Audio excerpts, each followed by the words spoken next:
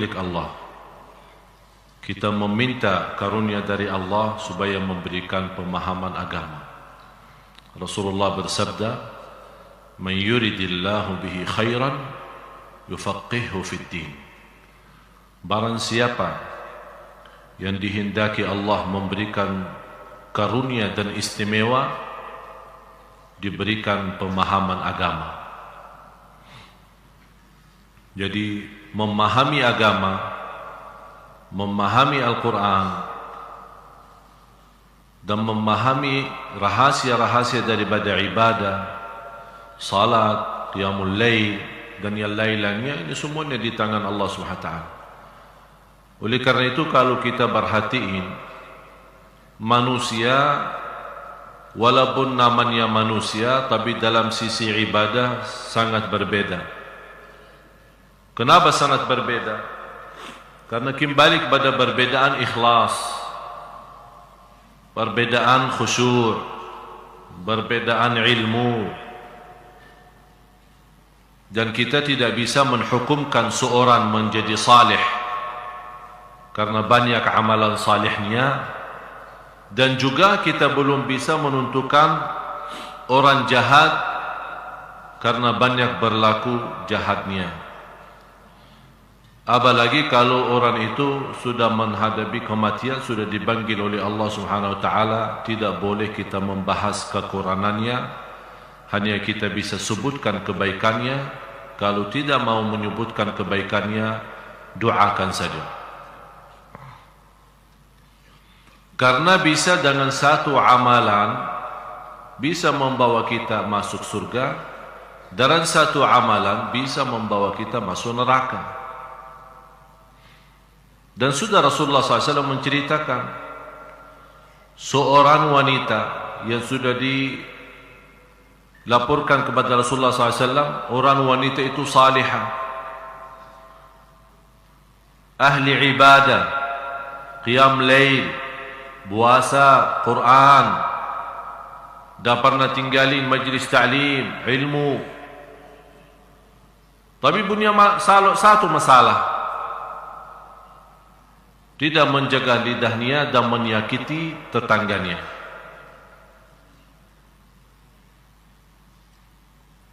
Menyakiti tetangganya dengan lidahnya.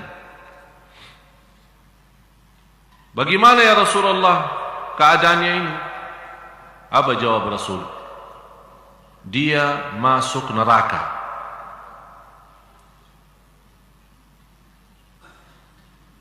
Padahal dia ahli ibadah. Bapak Ibu, kalau anda mendengar sebuah hadis ini, bisa menjadi ancaman berat bagi kita semua. Tapi jangan anda salah faham, kalau Rasul menyebutkan seorang masuk neraka bukan berarti kekal. Karena tetap kebaikan itu terhitung, karena Allah Maha Adil. Cuman coba lihat sejauh mana buruknya ucapan lidah ini, yang bisa dengan ucapan biasa, atau kita menghitungkan biasa, tapi dengan ucapan satu bisa membawa kita masuk neraka 70 tahun. Ini baru satu kata. Ini bukan kata saya, kata Rasulullah. Wa rubba kalimatin yaquluha qail la yulqi laha balan tahwi bihi fin nari 70 kharifah. Berumpamaan seorang yang mengucapkan satu kata tanpa disadari, dan kata itu dia mendapatkan murka Allah, masuk neraka 70 tahun. Bagaimana kalau ribuan kata? Oleh karena itu, orang salih yang sudah mengerti ini, dia sangat mengutamakan diam daripada bicara. Karena berbicara jelas-jelas ke neraka. Udah, kita sudah sama-sama belajar lebih baik mencegah daripada berobat.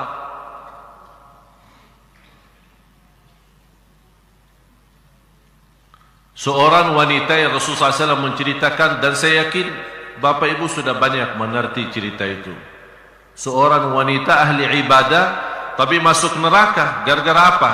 Gara-gara si ekor kucing. Gara-gara kucingnya aja masuk Kok bisa gara-gara binatang masuk neraka, apalagi kalau gara-gara manusia? Gara-gara binatang aja bisa masuk neraka. Kenapa dia masuk neraka? Dia menahan kucing itu, tidak dilepasin, mencari makan sendiri dan tidak memberikan makan.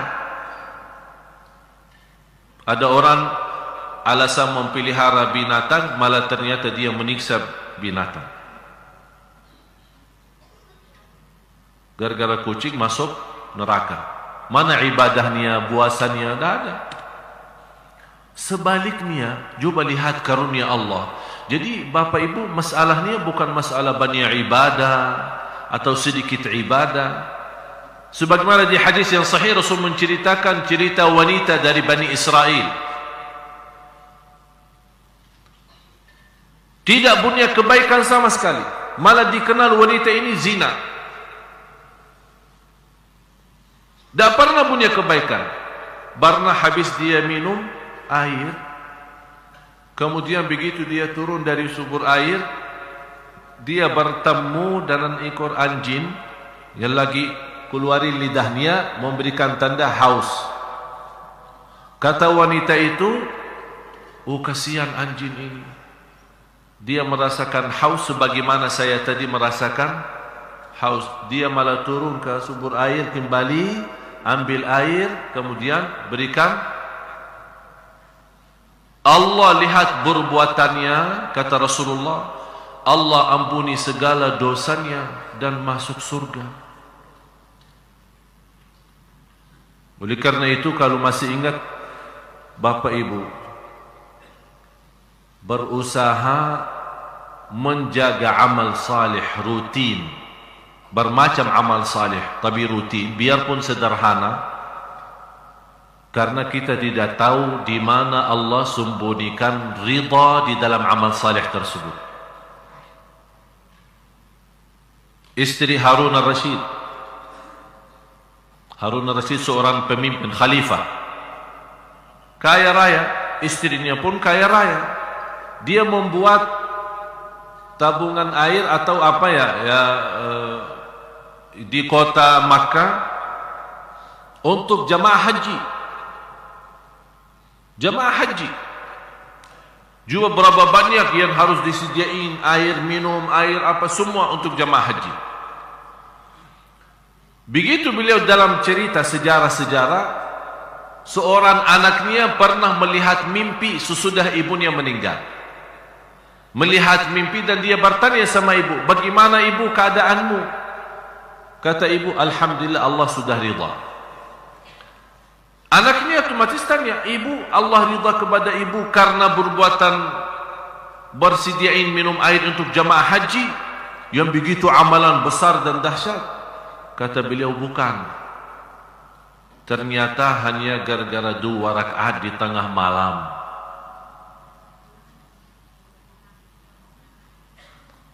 Jadi masalahnya bukan amalan kita kadang-kadang merasa diri, aku sudah membangun masjid yang terbagus sedunia. Belum tentu ini yang bawa masuk surga, tapi bisa menyentuh kepala anak yatim dan rasa kasih sayang membawa kita masuk surga. Jadi masalahnya Bapak Ibu, jangan Anda menghitungkan amalan kita sama Allah, tapi yang kita jaga adalah ridha Allah. Bagaimana kita bisa berjuang supaya dapat ridha Allah itu. Oleh karena itu kalau kita baca surat Tabarak, huwallazi khalaqal mauta wal hayata liyabluwakum, faham itu artinya ahsanu amal?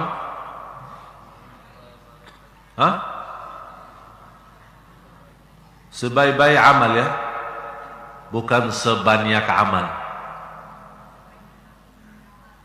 Jadi masalahnya bukan banyak, masalahnya baik, tulus, ikhlas, biarpun sederhana, semampu kita. Itu luar biasa. Ada seorang yang kita lihat awam sekali, tidak bisa apa-apa, tapi perhatiannya kepada tetangganya luar biasa. Tak pernah salat malam, tak pernah. Malah ada satu cerita dalam Musnad Imam Ahmad, disebutkan dalam Musnad Imam Ahmad, Bagaimana seorang sahabat, ada riwayat Abdullah bin Umar, ada riwayat Amr bin Al-As, ada riwayat Abdullah bin Amr. Intinya daripada riwayat ini, Rasulullah SAW menyebutkan seorang, waktu Rasul berkumpul dengan sahabat, ada seorang sebentar lagi masuk dari pintu ini, dia ahli surga. Kalau Rasul berkata seorang ahli surga, itu sudah terjamin. Karena yang berhak untuk menentukan siapa ahli surga dan siapa ahli neraka hanya dua, Allah dan Rasulnya.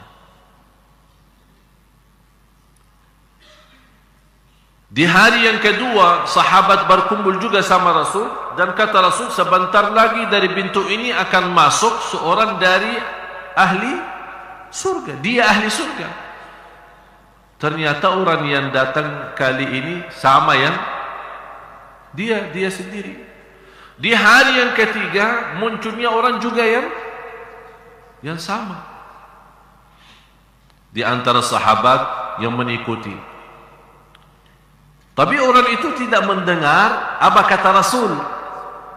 Dia ahli surga. Begitu beliau keluar, diikuti sama seorang sahabat. Ada riwayat Abdullah bin Umar, ada riwayat Amr bin As, ada riwayat Abdullah bin Amr. Diikuti. Dan minta ninap di rumahnya. Diizinkan minta ninap di rumahnya. Ninap di rumahnya. Tapi dia ninap di rumahnya, dia mau tahu. Cuba lihat Bapak Ibu, saya mengambil pelajaran dari cerita ini. Begitu semangatnya sahabat mencari amalan-amalan, berlomba-lomba, sungguh-sungguh mana amalan yang bisa mendapatkan ridha Allah. Sampai dia tinggalin keluarganya, tinggalin urusan, mau ninap di rumah orang, dia mau tahu kelebihannya apa sampai dapat 3 kali disebut ahli surga oleh Rasulullah. Akhirnya ikut, malah orangnya tidur, sahabat nitip melihat ini tidur apa enggak. Malah sahabat ini tidak tidur. Sepanjang malam tidak ada salat malam.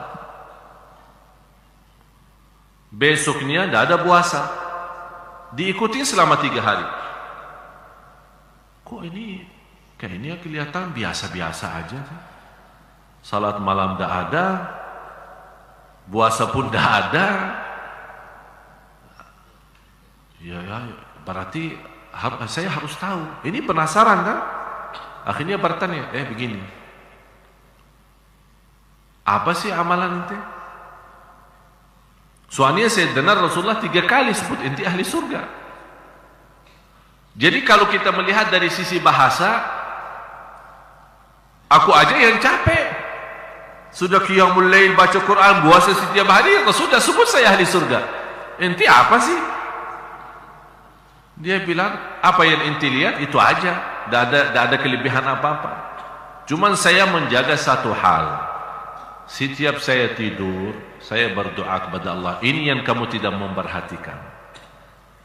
Saya berdoa, ya Allah, saya maafkan semua orang yang menzalimi saya, dan saya bersihkan hati, tidak ada titik hitam terhadap siapapun.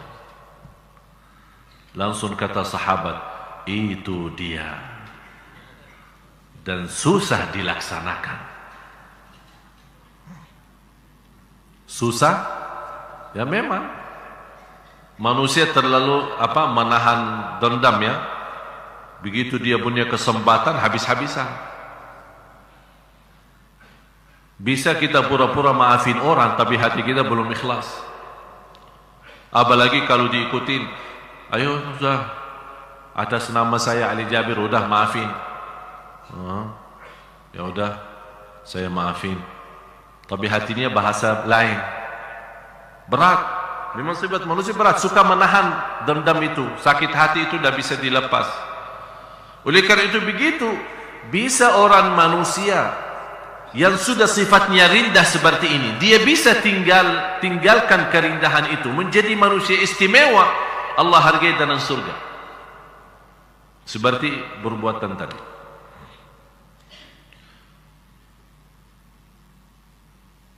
Ada seorang ulama tinggal di luar kota Madinah. Ulama besar di kota Riyadh, ibu kota Arab Saudi, melihat mimpi Rasulullah SAW. Ada seorang di Madinah, Rasul sebutkan, ada seorang di Madinah, dia termasuk orang paling suci di kota Madinah, dan doanya makbul. Kalau ketemu dia minta didoakan.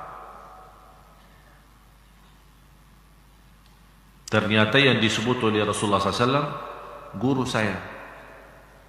Beliau masih hidup sampai sekarang.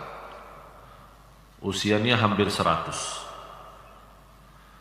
Tapi coba bayangkan Bapak Ibu, 88 tahun dah pernah lewat takbir pertama di masjid.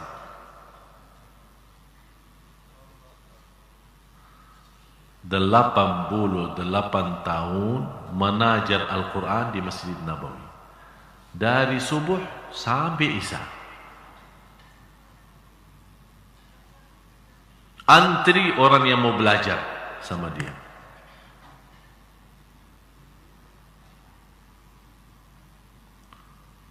Fantas Rasul sebutkan orang itu, disebut oleh Rasul makbul doanya dan orang paling suci di kota Madinah. Jadi jamaah sekalian, yang saya mendapatkan pengalaman dari pertemuan dengan ulama, pergi ke sana sini, saya melihat ulama kita ini sebenarnya sederhana aja, tidak ada yang ruwet. Tapi yang terlalu terjaga itu adalah rutin. Di antara ulama besar di kota Madinah dikenal sebagai ahli salat malam, tapi rutin. Di musim panas, di musim dingin, di musim sakit, dia lagi sehat, tidak pernah tinggal di salat malam. Jadi mereka punya kelebihan apa? Kalau sudah punya satu, istilahnya wirid ya. Kalau wirid kita megang PB, BB itu tidak bisa dilepas, itu wirid Indonesia. Tapi wirid ulama kita tidak. Wirid ulama kalau megang tasbih, sampai saya pernah menceritakan seorang guru saya meninggal dunia, mau dilepasin tasbihnya tidak bisa. Malah sudah disalati, sudah dimandikan, sudah disalati, masuk lahad, masih tasbihnya bergerak, lagi berzikir. Ini Bapak Ibu, orang bisa mendapatkan istimewa seperti ini. Ini bukan kerja satu hari, 2 hari. Ini puluhan tahun. Puluhan tahun. Seorang bisa menikmati salat, dia berkata, aku mujahadah diri menikmati salat selama 20 tahun, bekerja keras. Habis itu baru mulai menikmati salat. 20 tahun dia berusaha. Kita baru saja 2 kali orang bertanya, gimana Ustaz bisa khusyuk di dalam salat? Saya bilang habis 20 tahun. Baru kita sudah mengenal salat yang baik, sudah merubah diri dibanding masa lalu kita yang banyak tinggalin salat. Begitu kita sudah rubah, malah kita langsung mau loncat, mau jadi nikmat. Allah berikan karunia, kenikmatan ibadah, kenikmatan hidup dan ketenangan di dunia, kembali kepada kerja keras kita. Kenapa orang kaya bertambah kaya dan miskin bertambah miskin? Ada yang pernah bertanya? Katanya orang kaya tidak memperhatiin yang miskin. Biarpun diperhatiin, tetap yang miskin tambah miskin, yang kaya tambah kaya. Karena saya melihat orang kaya sedikit tidur, yang miskin banyak tidur. Pagi tidur, siang tidur, sore tidur, malam tidur. Akhirnya jadi tukang minta.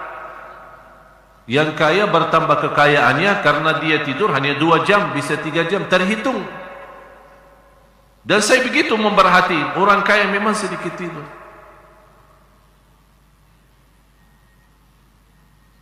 Berarti Allah adil. Bukan hanya urusan agama, ibadah, ada juga urusan dunia yang bekerja keras dapat. Ada tiga poin. Barang siapa yang korbankan 3 poin akan dapat rahasia sesuatu. Waktu, habiskan waktu. Yang kedua, tenaga dan fikiran. Yang ketiga, harta. Untuk ibadah, dapat rahasia ibadah.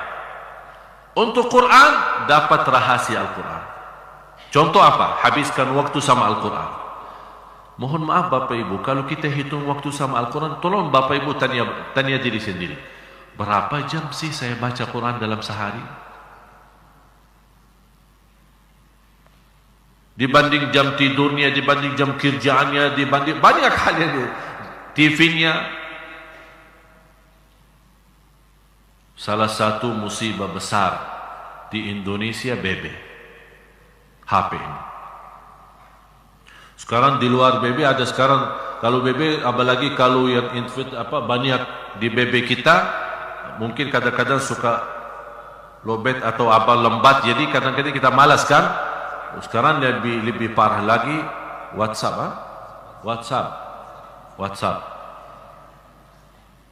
Wih. Salah satu nikmat bagi saya dari Allah, sudah mau masuk 3 bulan saya dah megang HP. Nikmat ternyata. Nikmat luar biasa.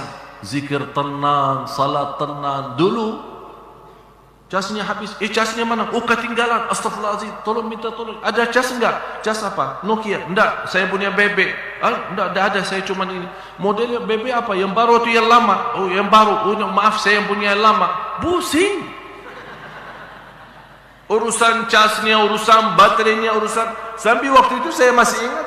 Punya baterai 3. Saking tak bisa lepasin HP. Banyak urusan, banyak telepon-teleponan, SMS-an, BB. 3 baterai habis, daripada pusing cari casnya. Akhirnya apa yang terjadi?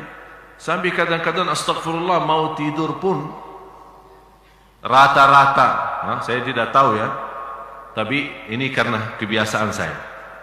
Rata-rata sekarang tidur HP harus wajib menjadi tetangga bantal.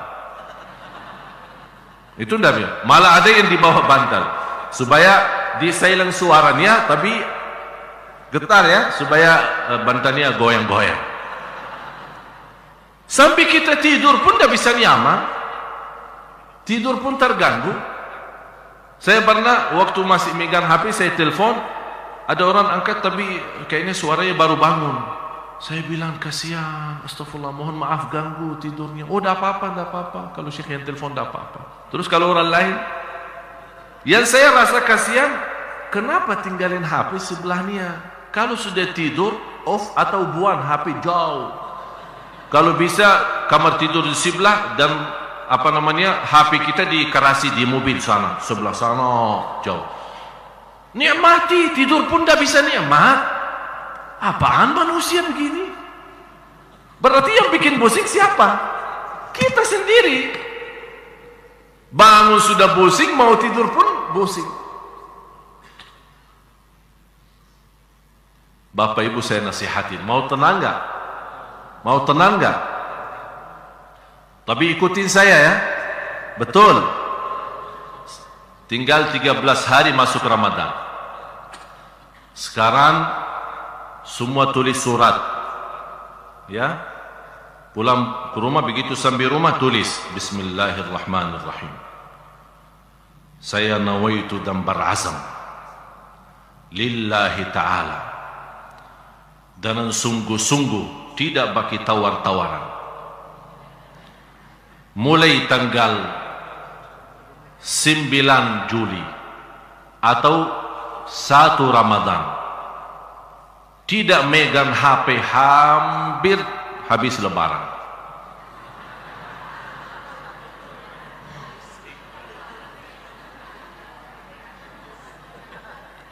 Siap enggak?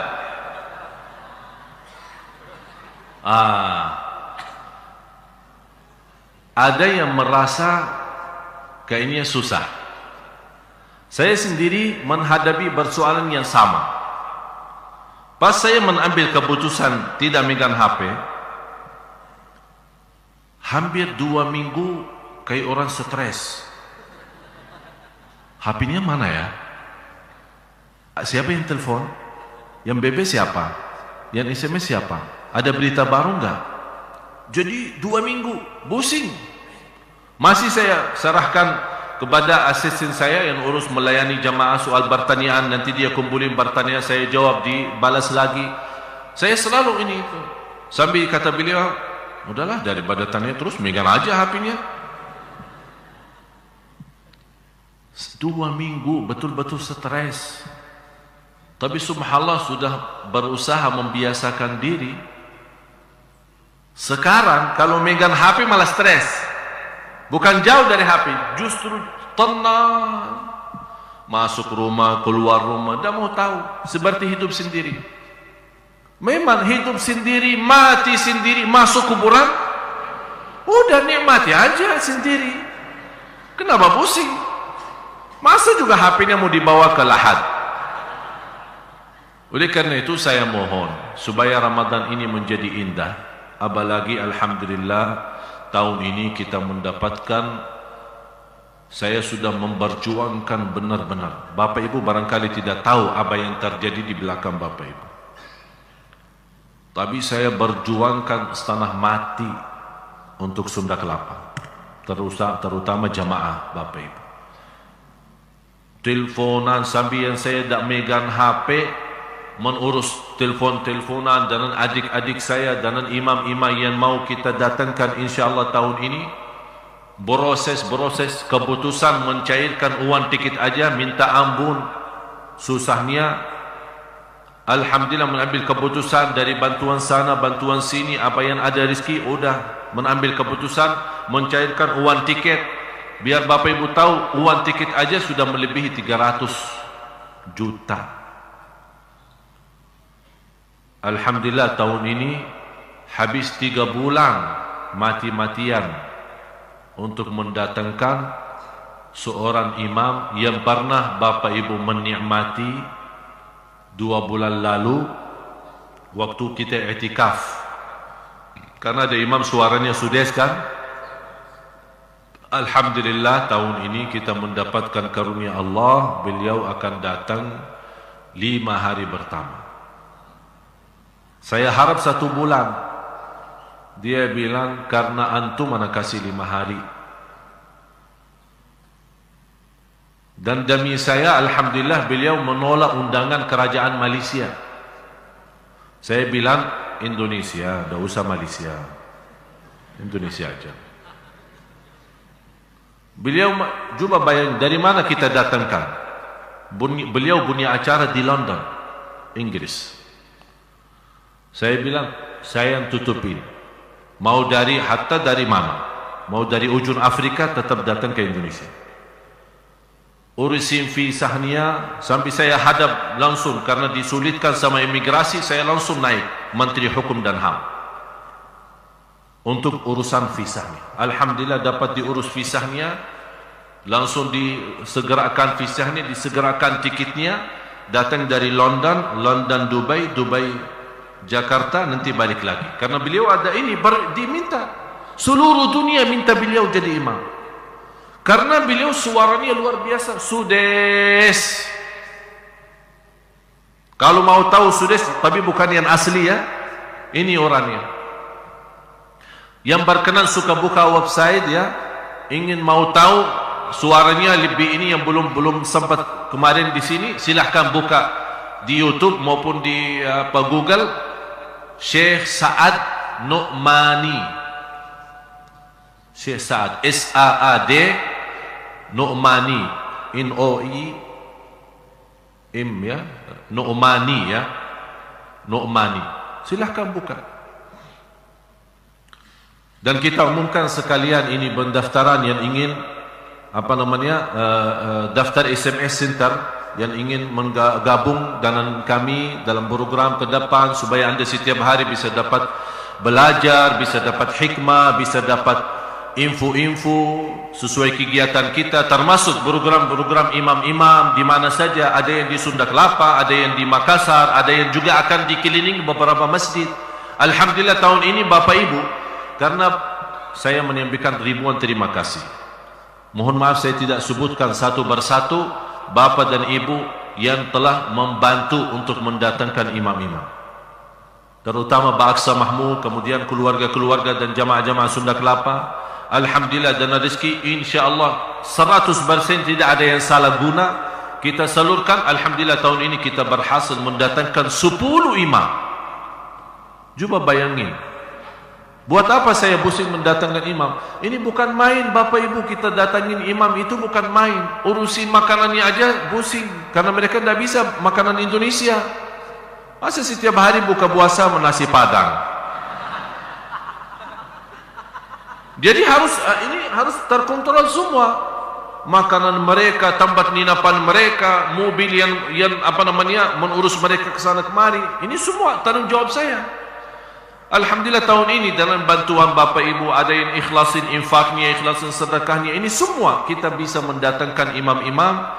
Dan Alhamdulillah Pak Aksa sendiri sudah membantu hampir 130-an juta dari Pak Aksa sendiri untuk mendatangkan. Dan insyaAllah di Masjid Sunda Kelapa ini ada 2 imam menetap selama 30 hari sama adik saya Syekh Muhammad, kan semua kenal. Ada satu lagi imam baru, terus yang lain itu Syekh Sa'ad Nomani 5 hari pertama. Nanti ada juga imam Qiblatain. Alhamdulillah tahun ini beliau berkenan hadir. Jadi kita insyaAllah ada imam-imam yang kita menetapkan di Jakarta, ada yang di sini, ada yang akan nanti salat malam ada yang di Atin, ada yang di BI, ada kita atur nanti lewat Anda daftar lewat SMS. Sintar insyaAllah Anda dapat. Bapak Ibu kalau mulai daftar biasa akan terpotong biaya pulsa, tapi biaya biasa ya, biasa SMS. Biasa kalau SMS ke mana kan ada yang 100, ada yang 500 atau ya berapa ya. Pokoknya biasa, tidak ada biaya kelebihan untuk kami ya, hanya daftar biasa. Tapi begitu selanjutnya Anda akan terima SMS secara free, tidak akan terpotong apa-apa. Semua aktivitas, dakwah, jadwal, program, agenda, kemana, di mana saya isi Anda bisa nikmati lewat SMS, mendapatkan kesimpulan daripada tausiah kita, ceramah-ceramah. Ada juga kalau Anda ingin bertanya di situ, kalau Anda yang SMS tetap akan kena biaya SMS biasa. Biaya biasa sebagaimana kita SMS hari-hari kita. Jadi silahkan yang berkenan daftar lewat SMS Sintar ini, insyaAllah bisa bermanfaat banyak. Alhamdulillah sudah sementara, karena baru hari ini kita aktifin, malah Alhamdulillah sudah lebih dari 250 orang sudah daftar. Yang saya harap semakin banyak jamaah kita, insyaAllah ini akan menjadi bermanfaat, karena banyak ke depan masih ada banyak program. Dan di situ yang berkenal lewat SMS, mendaftarkan diri sesuai data-data yang terisi, mendaftarkan diri menjadi anggota jamaah maupun remaja. Terutama saya fokuskan kepada remaja, laki-laki maupun perempuan, karena kita ke depan banyak aktivitas untuk kantoran, kampus-kampus dan pesantren dan sekolah-sekolah yang memerlukan banyak tenaga dari sisi anak-anak kita, teman-teman kita dari remaja, supaya insyaAllah aktivitas kita ke depan menjadi salah satu yang memakmurkan insyaAllah kota Jakarta, terutama supaya insyaAllah diselamatkan oleh Allah dari segala bala dan musibah. Inilah bersatuan berjuangan kita bersama, insyaAllah banyak akan bisa menjadi bermanfaat. Dan selalu saya berkata, hiduplah bermanfaat. Kalau tidak bisa menjadi bermanfaat, lebih baik mati. Mau hidup atau mati? Jangan bilang mau hidup, saya mau menjadi berguna. Kalau memang berguna mati, ya udah mati aja. Ada orang memang dia manfaatnya mati, menjadi bernia manfaat buat orang lain. Siapa itu? Orang zalim.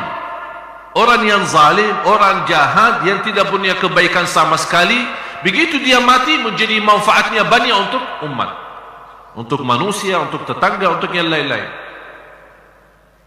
Jadi silahkan yang ingin daftar, mudah-mudahan insyaAllah menjadi bermanfaat. Menjadi insyaAllah Bapak Ibu bisa Anda menuliskan nama Anda sebagai orang yang insyaAllah terlipat namanya di hadapan Allah, seorang yang memperjuangkan agama Allah Subhanahu Wa Taala. Terutama ini sering saya terima pertanyaan, apalagi yang kemarin-kemarin itu soal nisfu Sya'ban, dipermasalahkan, diributkan, saling menyesatkan, saling membid'ahkan. Ada masjid mau membawa acara i'tikaf atau salat malam nisfu Sya'ban, ada yang tidak mau, katanya bid'ah. Banyak soalan-soalan itu yang saya heran aja, karena memang hal-hal seperti ini tidak ada contohnya dari Rasul. Tapi harus Bapak Ibu fahami ini menjadi kaidah buat Anda semua ya. Tidak menjadi dasar amalan ibadah kalau tidak dicontohkan oleh Rasul. Itu belum tentu jadi dasar. Maksudnya apa?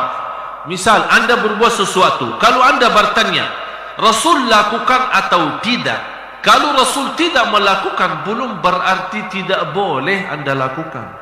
Ini harus difahami. Kenapa? Yang tidak boleh dilakukan bukan sesuatu yang sudah dilakukan oleh Rasul. Banyak hal Rasul tinggalkan, bukan berarti tidak boleh kita lakukan. Contoh, tarawih. Ar-Rasul SAW hanya salat tarawih berjamaah 3 malam pertama.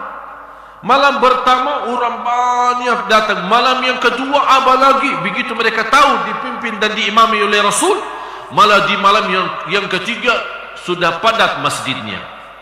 Malam yang keempat Rasul tidak keluar, ditunggu-tunggu jamaah untuk imam. Kata Rasul, saya sengaja tidak keluar.